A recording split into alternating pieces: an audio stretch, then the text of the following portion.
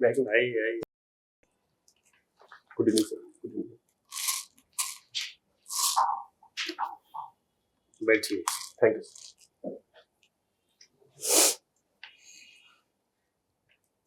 Deputy collector या deputy SP क्या बनना चाहेंगे? सर मैंने अपनी पहली प्राथमिकता सर डिप्टी कलेक्टर, दूसरी? दूसरी सर डिप्टी एसपी। ठीक है। तो आप तो फिलॉसफी की स्टूडेंट हैं? जी सर। पीएचडी कर रहे हैं? जी सर। गुड। फिलॉसफी का तो हमने सुन रखा है प्रशासन में बड़ा योगदान है। जी सर। कैसे? Sir philosophy sir philosophy sir sir philosophy प्रशासन में इसलिए उपयोगी है सर क्योंकि सर एक प्लेटो करके दार्शनिक हुए हैं, उन्होंने सर एक फिलोसफिकल किंग की फिलॉसफी दी है। उसमें उन्होंने ये बताया कि जो प्रशासक होना चाहिए वो सर दार्शनिक को होना चाहिए, क्योंकि सर उसके में वो क्षमताएं होती हैं कि वो शासन को अच्छे से निर्वाह कर सके। और इसके अतिरिक्त सर प्लेटो तो खुद ही फिलोसोफर किंग नहीं बना पाए थे, उनको एक किंग ने बुलाया कि भाई अब हमारे राज्य को आइडियल स्टेट बना दीजिए। जी मैम। प्लेटो तो स्वयं नहीं इम्प्लीमेंट कर पाए थे। और मैम इसके अतिरिक्त जो है भगवत गीता है और भारतीय दर्शन की जो आइडियोलॉजी है उसका प्रशासन में बहुत उपयोग है। जैसे भगवत गीता का मैम स्थिति प्रज्ञ सिद्धांत है, उसका प्रशासन में अच्छे से उपयोग किया जा सकता है। निष्काम कर्मी है, तो इन सब संदर्भ में सर जो है फिलोसफी का उपयोग प्रशासन में देखा जा सकता है। कुछ एक आप डिप्टी कलेक्टर के क्वालिटीज के बारे में बताइए और फिलॉसफी से आपने उसको अपने अंदर विकसित किया हो। जैसा कि सर पहले ही मैंने बताया कि स्थिति प्रज्ञता का जो सिद्धांत है, जो भगवत गीता का सिद्धांत है, उसमें ये शब्द क्या है? स्थिति है या स्थित? स्थित। तो आप उच्चारण गलत क्यों कर रहे हैं? सॉरी सर, स्थित प्रज्ञ है। इसका अर्थ यह है कि तो डिप्टी कलेक्टर को स्थित प्रज्ञ होना चाहिए। जी सर। इसका सर प्रासंगिकता यह है कि बहुत अनुकूल स्थिति में उसको बहुत भावावेश में आके निर्णय नहीं लेना चाहिए, और दूसरी चीज भी विपरीत परिस्थितियों में भी आप बहुत घबराना नहीं चाहिए। तो सर बैलेंस निर्णय लेने में। और कौन सी क्वालिटी आपने विकसित की है? और सर दूसरा फिलॉसफी से ही बताइएगा। जी सर। फिलॉसफी से सर दूसरी जो सर क्वालिटी है वो सर निष्काम कर्म है। इसमें है कि परिणाम को ना देखते हुए सर जो है सर साधन की पवित्रता पे ध्यान देना चाहिए, तो जिससे साध्य अपने आप में पवित्र हो जाए। सस्पेंड कर दिया जाएगा डिप्टी कलेक्टर परिणाम की चिंता किए बगैर काम करेगा तो? नहीं सर, सर यहाँ मेरा सर तात्पर्य है कि साधन की पवित्रता पे ध्यान देना चाहिए, तो साध्य सर अपने आप में शुभ होगा समाज के लिए। ठीक है। कुछ एक कमजोरियां? सर मेरी सर कमजोरी है कि थोड़ा सा सर जो सर इलेक्ट्रॉनिक गैजेट है उन पे डिपेंडेंसी मेरी थोड़ी सी ज्यादा है। तो फिलॉसफी की मदद से इस कमजोरी को कैसे दूर करेंगे आप? सर मैं सर प्रयास कर रहा हूँ कि सर नहीं, ये बताइए फिलॉसफी की मदद से कैसे दूर करेंगे इस कमजोरी को? सर क्या फिलॉसफी मदद कर पाएगी इस कमजोरी को दूर करने में? सर बिल्कुल मदद कर। बताइए ना कैसे। सर सर आत्मनियंत्रण करना पड़ेगा सर, इसके लिए सर मेडिटेशन वगैरह किया जा सकता है। ठीक सर।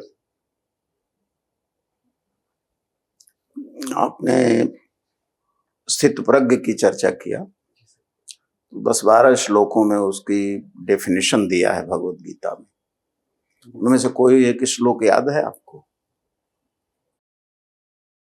सर अभी सर नहीं याद आ रहा है। नहीं याद आ रहा है। ऐसे सर निष्काम कर्म के सर श्लोक याद है और एक श्लोक और इस पे नहीं है। निष्काम कर्म यह शब्द उस श्लोक में आता है जिसको जो आपको याद है? जी सर। नहीं सर, उसमें सर डायरेक्ट नहीं आता है, लेकिन सर उसका सर मीनिंग सर यही है सर। वो है भगवत गीता निष्काम कर्म की बात करती है कि अनासक्त कर्म की बात करती है? सर लगभग सर दोनों की मीनिंग थोड़ा थोड़ा सर सेम ही है, तो लेकिन अनासक्त योग ही है वहां पे। अभी चेयरमैन साहब ने एक प्रश्न किया, निष्काम कर्म करने वाला एसडीएम तो तुरंत सस्पेंड हो जाएगा, परिणाम को ध्यान दिए बिना आपने गोली चलवा दिया तो अगले दिन सस्पेंशन लेटर मिल जाएगा। सर लेकिन सर गोली चलवाना भी सर, ये मैंने सर उसमें ये भी कोट किया था कि साधन की पवित्रता को ध्यान में रखना होगा। आवश्यकता क्या किस चीज की है और उसका क्या परिणाम होगा, ये कैलकुलेट करके ही एक्शन लेता है कोई प्रशासनिक अधिकारी। सर अपने सर निजी लाभ को दरकिनार करते हुए जो एग्जीक्यूशन है उसको करेंगे तो थोड़ा सा बेटर। अच्छा ठीक है, स्थित प्रज्ञ अनासक्त योग पर कौन सा श्लोक आपको याद है? सर है सर कर्मण्येवाधिकारस्ते मा फले सुक्ताचन मा कर्म फले तुर्भु माते संगुप्त कर्मणि। बहुत पॉपुलर है, इसके लिए फिलॉसफी पढ़ने की जरूरत नहीं। लेकिन मैं ये कहता हूं कि अगर मुझसे कोई कहे कि फिलॉसफी का क्या योगदान है प्रशासन में, तो मैं ये कहूंगा कि फिलॉसफी के दो ब्रांचेज ऐसी हैं, पहली लॉजिक और दूसरी इथिक्स, जिनकी जरूरत प्रशासन के हर पद पर है। बिल्कुल सर। तो आपसे ज्यादा अच्छा उत्तर है हमारा कि आप वाला ज्यादा अच्छा है? नहीं सर, आपका ज्यादा अच्छा है। और सर मैं सर इस चीज को कोट करना चाह रहा था, इथिक्स को तो सर करना ही चाह रहा था, मैं सर भूल गया इसको बताना। और सर प्लेटो तो बहुत कमजोर नस है। मैडम ने सवाल उठाया कि प्लेटो खुद आइडियल स्टेट नहीं बना पाया और आप आज भी 4000 साल बाद भी उसके जस गा रहे हैं। वो फिलासफर किंग वहां ये फिलासफर नहीं था। वो फिलासफर ऐसा था कि जिसका घर न हो, परिवार न हो, बाल बच्चे न हो, एकदम फ्री हो, केवल यही करे। तो आप ऐसा तो सोच के नहीं आ रहे हैं लोक सेवा में, या आप भी वैसे रहेंगे, शादी ब्याह नहीं करेंगे? नहीं सर, करूंगा। तब फिलासफर किंग के आइडियल को क्यों मानते? मैं सर इथिक्स को सर कोट करना चाह रहा था कि फिलोसफी का एक ब्रांच है इथिक्स, और इथिक्स सर बहुत रेलेवेंसी याद है उसके, इसको तो सर अप्लाइड इथिक्स की सर हर क्षेत्र में बात की जा रही है। कलेक्टर की क्वालिटीज उसी इथिक्स से तो हम निकलवाना चाह रहे थे, आप निकाले नहीं। आपके जीएस का एक पेपर ही है इथिक्स, इसमें एडमिनिस्ट्रेटिव इथिक्स की तमाम थियरीज और तमाम कॉन्सेप्ट्स हैं। इथिक्स सर इस समय जो ब्रांच पॉपुलर है, गरम समोसा है, उसको बेचिए कि काहे आप प्लेटो को लेकर टहल रहे? वो सर मैं सर तुरंत एकदम दिमाग में सर वही फ्लैश किया। ठीक है। हॉबीज क्या क्या हैं आपकी? मैम मुझे ट्रैवलिंग करना पसंद है, और दूसरी हॉबी मुझे भजन सुनना अच्छा लगता है। दूसरी क्या है? भजन सुनना अच्छा लगता है मैम। भजन सुनना? जी। किसके भजन सुनते हैं? मैम ऐसे जो लोकल साकार ईश्वर की आराधना करने वाले भजन या निराकार? मैम दोनों। मैम ऐसा कुछ निराकार के कुछ एक उदाहरण बताइए, एक दो। मैम निराकार के अभी नहीं याद है। तो अच्छा, ट्रैवलिंग में किस प्रकार की ट्रैवलिंग? मैम नेचुरल प्लेसेस पे जाना मुझे अच्छा। लाइक मैम जैसे मैम पहाड़ी क्षेत्रों में या नदी वगैरह के किनारे में। ठीक है। कहाँ कहाँ गए आप? सर अभी सर मैंने सर थोड़े दिन पहले मैंने चोपटा की यात्रा की थी। वो पंच केदार में से एक है, और वो दुनिया का सबसे ऊंचा शिव मंदिर है सर। ये उत्तराखंड के रुद्रप्रयाग जिले में पड़ता है, तो वहाँ गया था। भारत में टूरिज्म से रिलेटेड कुछ एक समस्याएं या यूं कहें चुनौतियां, चैलेंजेस क्या क्या हैं? मैम एक तो जो आधारभूत संरचना की कमी है, जिसमें जो परिवहन के साधन है वो, और जो टूरिज्म के प्लेसेस हैं वहाँ पे जो यूटिलिटी होता है, जैसे पानी में और स्वच्छता न होना, ये सब कुछ मुख्य समस्याएं हैं। और इसके साथ ही अगर अंतर्राष्ट्रीय पर्यटक आते हैं तो जो द्विभाषीय गाइड होते हैं उनकी कमी है। अगर इसको दूर किया जाए अच्छे से तो इस इंडस्ट्री में भारत अच्छा कर सकता है। माउंटेन एरियाज और हिली एरियाज के बारे में ये कहा जाता है कि अगर वहाँ पर गवर्नमेंट कंस्ट्रक्शन नहीं कर रही है, सड़कें नहीं बना रही है और बाकी की फैसिलिटीज नहीं दे रही है, तो लोकल लोगों को समस्याओं का सामना करना पड़ रहा है। लेकिन अगर वहाँ पे बिल्डिंग्स बन रही हैं, काम हो रहे हैं डेवलपमेंट के, तो इससे वहाँ का जो नेचुरल फ्लोरा एंड फौना है वो डिस्टर्ब हो रहा है। कैसे, किसके पॉइंट ऑफ व्यू को सही माना जाए? जो लोग कह रहे हैं यहाँ विकास वाले कार्य नहीं होने चाहिए, उनकी ओपिनियन को, या जो कह रहे हैं कि नहीं होते रहने देना चाहिए? मैम विकास के कार्य होने चाहिए, लेकिन उसमें मैम एनवायरमेंटल इम्पैक्ट असेसमेंट को ध्यान में रख के किया जाना चाहिए कि प्रकृति और विकास एक दूसरे के विरोध में न रहे। देखिए ये जो कॉन्सेप्ट है एनवायरमेंटल इम्पैक्ट असेसमेंट, ये अपने आप में बहुत कंटेस्टेड टॉपिक है। नेचर में जो भी चीज़ जिस प्रकार से पाई जाती है उसमें छेड़खानी होगी, तो उसमें तो डिस्टर्बेंस हो रहा है। तो आप अपना एक ओरिजिनल उत्तर दीजिए। मैम मेरा उत्तर ये है कि अगर कुछ प्रकृति संसाधनों की क्षति हो रही है तो उसकी प्रतिपूर्ति की जानी चाहिए और उसी के पैरेलली लैंडस्लाइड्स वगैरह इतने ज़्यादा क्यों हो रहे हैं? अभी हाल के समय में पिछले कुछ सालों में लैंडस्लाइड्स की बहुत सारी घटनाएं सुनाई दे रही हैं माउंटेन एरियाज में इंडिया में। ये तो मैम जो वहाँ जो इंफ्रा का विकास किया जा रहा है तो वैज्ञानिक तरीके से किया जा रहा है और जो मतलब लोकल लोग हैं उनका भी इंक्रोचमेंट बढ़ रहा है और होटल्स वगैरह जो प्राइवेट कंपनियां हैं वो बना रही हैं तो कहीं ना कहीं उसमें इन्वायरमेंट के मुद्दों को दरकिनार करके विकास कर रही हैं तो इसलिए लैंडस्लाइड वगैरह की घटना देखी। ठीक, ओके सर। भारतीय खाद्य सुरक्षा एवं मानक प्राधिकरण, जी सर। समझते हैं? जी सर। क्या है, क्या रेगुलेट करता है ये? सर ये जो खाद्य सामग्री होती है उसकी पैकेजिंग अच्छे से हो और वो गुणवत्तापूर्ण रहे, हाइजीन ठीक रहे, इन्हीं सब चीजों को नियंत्रित करती है। अभी चॉकलेट के लेवलिंग को लेकर के इसने कोई नियम में परिवर्तन किया है? सर इसके बारे में सर मैंने पढ़ा नहीं। चॉकलेट तो जानते हो, जी खाते सर, भी चॉकलेट जानता हूँ सर। कोकोआ बटर का इस्तेमाल उसमें परमिशिबल है, उसकी जगह पर वनस्पति या पाम ऑयल का प्रयोग करते हैं। तो उसके लिए उसने कहा है कि उस पे इमिटेशन चॉकलेट बड़े बड़े अक्षरों में लिखा जाना चाहिए। क्या नुकसान है पाम ऑयल के? सर ट्रांस फैट सर ये बढ़ाता है पाम ऑयल, तो कहीं ना कहीं हार्ट संबंधी। क्या होता है ट्रांस फैट? ये सर बैड फैट के रूप में इसको मेडिकली कंसीडर। ठीक है, ट्रांस फैट हम जानना चाहते हैं, फैट और ट्रांस फैट में क्या अंतर है? सर ट्रांस फैट को सर मतलब कि सर बैड फैट के रूप में कंसीडर किया जाता है। ये सर ब्लॉकेज वगैरह कर देता है सर, एकदम सर अच्छे से सर इसको नहीं पता। फैट में प्लांट फैट अच्छा होता है एली? जी सर। फैट में ट्रांस फैट अच्छा होता है या फिर ये जो जंतु वसा होती है ये अच्छी होती है? सर प्लांट पादप वसा या जंतु वसा कौन अच्छी होती है? सर पादप वसा सर अच्छी होती है। पादप वसा को तो हम ट्रांस फैट कहेंगे नहीं, जंतु वसा को ट्रांस फैट कह सकते हैं? नहीं कह सकते सर, आइडिया नहीं सर। सैचुरेटेड और नॉन सैचुरेटेड फैट, अगर हम प्लांट फैट को सैचुरेटेड फैट पे कन्वर्ट करते हैं तो उसको फिर ट्रांस फैट बोलते हैं। क्या है कन्वर्जन का प्रोसेस? सर नहीं पता, साइंस नहीं पढ़ा आपने? जी सर।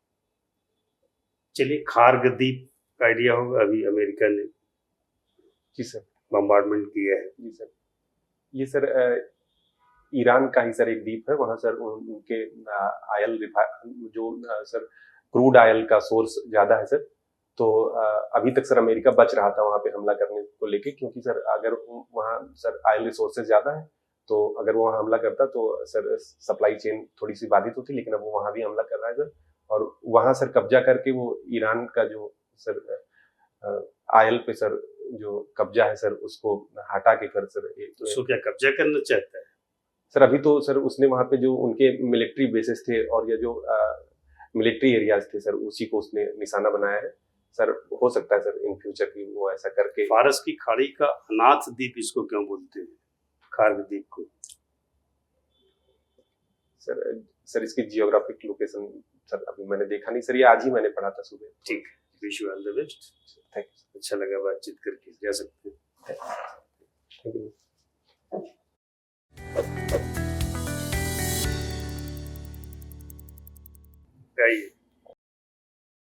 बैठिए। Thank you. कैसा रहा इंटरव्यू? सर एवरेज ही था सर। अच्छा था इंटरव्यू, एवरेज नहीं था। कितना अंक मिलेगा अब? सर मुझे नहीं आइडिया सर, इवेल्युएट करिए, बताइए।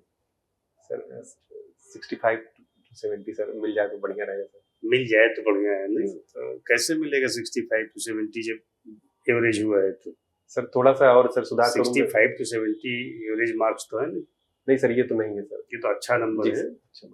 70 से 75 बहुत अच्छा है। जी सर। 75 तो बहुत इम्प्रेस हो जाए, वोट तो दे देता है। 70 बहुत अच्छा नंबर है, तो डिजर्व करते हैं आप 70 के लिए। बहुत अच्छा करने के चक्कर में शुरू जो प्लेटो का नाम ले लिए। जी सर, वो सर मैं ऐसे सर, जबकि सर एथिक्स वाला जो था उसको मैं सर कोट करना चाहता था कि हम तो आपसे जो क्वालिटीज की बात की है कि फिलॉसफी में जो फिलॉसफी से जो आपने डेवलप किया उन क्वालिटीज की बात की, जो तो हमने हिंट किया था आपको।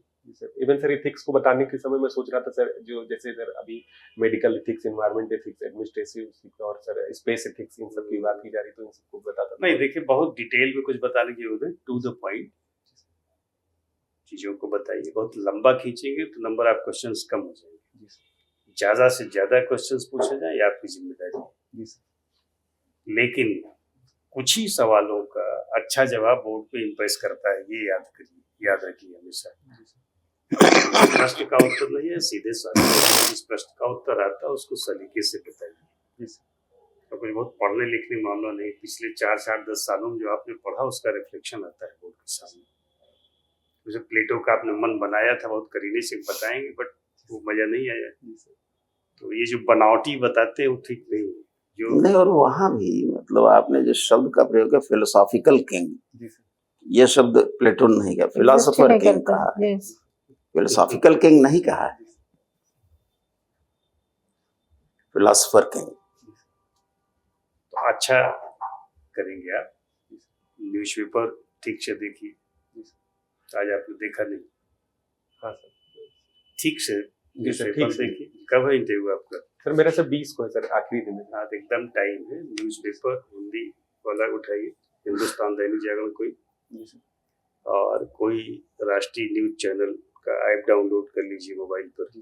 आज तक हो गया या एनडीटीवी हो गया, उसको सुनिए, देखिए, ऑडियो विजुअल दोनों है उसमें। तो कंसेप्ट आपका एक बनेगा। और अखबार पढ़िए, to the point. Current affair वाले क्वेश्चंस आउट है ना, बिल्कुल। बाकी कौन कहाँ से पूछ लेगा। क्योंकि फिलॉसफी में आपने ठीक से अध्ययन किया है, फिलॉसफी आपका विषय है, तो कोई भी फिलॉसफी पे पूछना चाहेगा। तो कोई फिलॉसफी वाला मिल गया तो,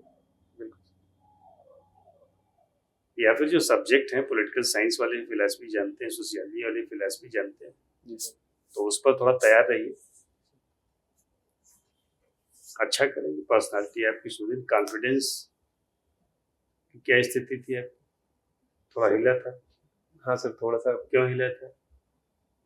पहले से या फिर जब सवाल आने लग गए तो? नहीं सर, पहले से तो नहीं सर, जब सर शुरू में ही सर पहला अपीयरेंस ही थोड़ा सा बेकार हो गया तो। नहीं, ये तो देखिए यही नहीं करना, बैठे बैठे वहाँ गिल्ट नहीं पालना है। जी सर। क्या पता वहाँ इंट्रोडक्टिव पार्ट जो इंटरव्यू का है, इंट्रोडक्टिव पार्ट मतलब फर्स्ट पार्ट, अगर 3 भाग में बांटे तो क्या पता वहाँ इससे भी गड़बड़ हो जाए, तो फिर पता चला आप नर्वस हो जाइए तो पूरा इंटरव्यू खराब हो जाए। आप ये नोट किए रहिए कि मिडिल फेज हो सकता अच्छा हो जाए, और फिर वही मिडिल फेज का जो इम्प्रेशन है बोर्ड के पास रहेगा। हमने कहा 2 3 4 सवाल इम्प्रेस कर देते हैं बोर्ड। ऐसा हो सकता है इंट्रोडक्टिव मिडिल फेज दोनों आपका खराब हो जाए, तो होपफुल रहिए कि फाइनल फेज अच्छा होगा। इसलिए तनाव को हावी मत होने दीजिए अपने ऊपर, नर्वस मत होइए। और ऐसा हो सकता है कि इंट्रोडक्टिव फेज बहुत अच्छा रहे, तो मिडिल और फाइनल खराब होने लग जाए, तब भी परेशान मत होइए। परेशान होना नहीं, आपका जो व्यक्तित्व है वो 70 नंबर के लायक है, 70 आपको मिलेगा, चाहे जितना खराब इंटरव्यू हो, ये मान करके जाइए। तो यही सच है, 70 के लिए आप डिजर्व करते हो, मिलेगा। डिप्टी कलेक्टर तो लोग 40 नंबर पाके भी बन जाते हैं, 40 न्यूनतम मिलता है लोगों को। तो डिपेंड करता है 1500 में आपने क्या कमाल किया है। तो कॉन्फिडेंस आप मेंटेन रखिए, पर्सनालिटी आपकी काफी अच्छी है, अप्रोच आपका दोनों आपका पॉजिटिव है। कन्विंस आप कर ले जाएंगे बोर्ड को, ये हम लोगों को विश्वास है। तो जो सलाह दी गई इस पे काम कीजिए। बोर्ड को एक बार में आप ग्रीट करिएगा, अलग अलग सबको नहीं। कोई लेडी मेंबर है तो उनको अलग से कर लीजिए, जाते इसमें बोर्ड को एक बार में थैंक यू बोल करके जाइए। चाहे जितना खराब इंटरव्यू हुआ हो, जीत का भाव लेकर के जाना है, कॉन्फिडेंस साथ। इतना कर ले गए तो 70 तो मिलेगा ही मिलेगा। 72 मिल जाए, 75 कहीं खुश हो जाए बोर्ड, किसी एक उसमें तो दे देगा। ठीक है सर, शुभकामना। जी सर, थैंक यू।